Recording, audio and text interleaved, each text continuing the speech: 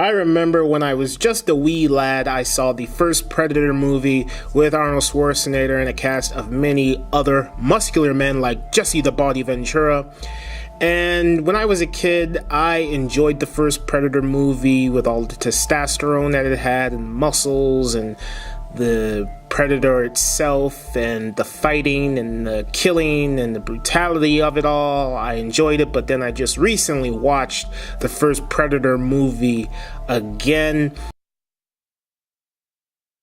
When I saw Predator 2 for the first time, I just was dumbfounded as to why did they leave the jungle setting and move into the city. But nonetheless, it's got Danny Glover, and it's an action movie, and it's got Gary Busey, and that's it. The AVP movies I didn't care for, but I thought the first one wasn't that bad. Now, the movie that I think shines out of the whole bunch is Predators. I really enjoyed that movie. I thought it was intense.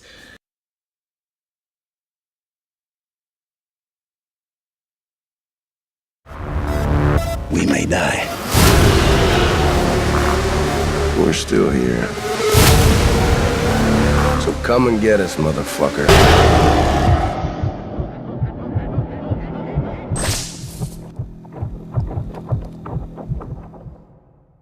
I didn't like this movie. I didn't like The Predator. It didn't have enough action for me. I thought it was very boring. I didn't care about any of the characters.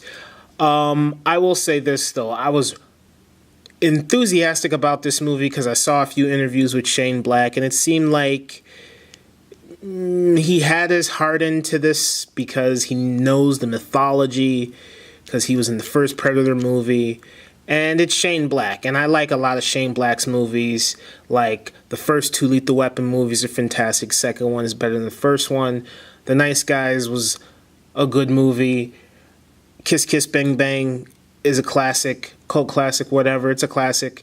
And Shane Black is a good director. He did Iron Man 3, which I thought was decent, but that's besides the point. We have The Predator, which is supposed to bring back this iconic creature.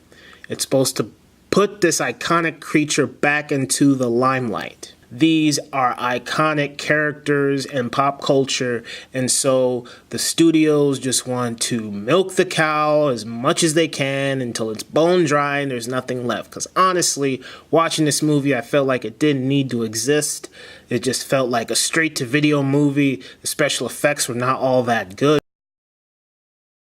You have your band of misfits in here who the audience is supposed to relate to at least one of these characters. I didn't relate to any of them. I didn't care whether if they lived or if they died. Only character that I kind of cared about was Keegan-Michael Key's character, is because I know who he is, and I also liked Trevante Rhodes because I know who he is from Moonlight, and I think he's a very handsome man, and he's a very talented actor. You got Thomas Jane. You just have the recognizable face fest.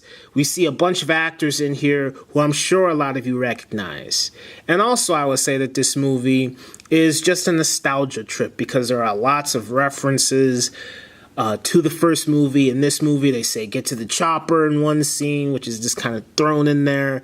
Then there's the one scene where then there's the one moment that they did in the first Predator movie where Arnold said, "Ugly motherfucker." Then in this movie, they reverse it, and Olivia Munn looks at the Predator and says, "You're one beautiful motherfucker." And that's pretty much it. That's all I got from this was a nostalgia trip, characters that I didn't care about.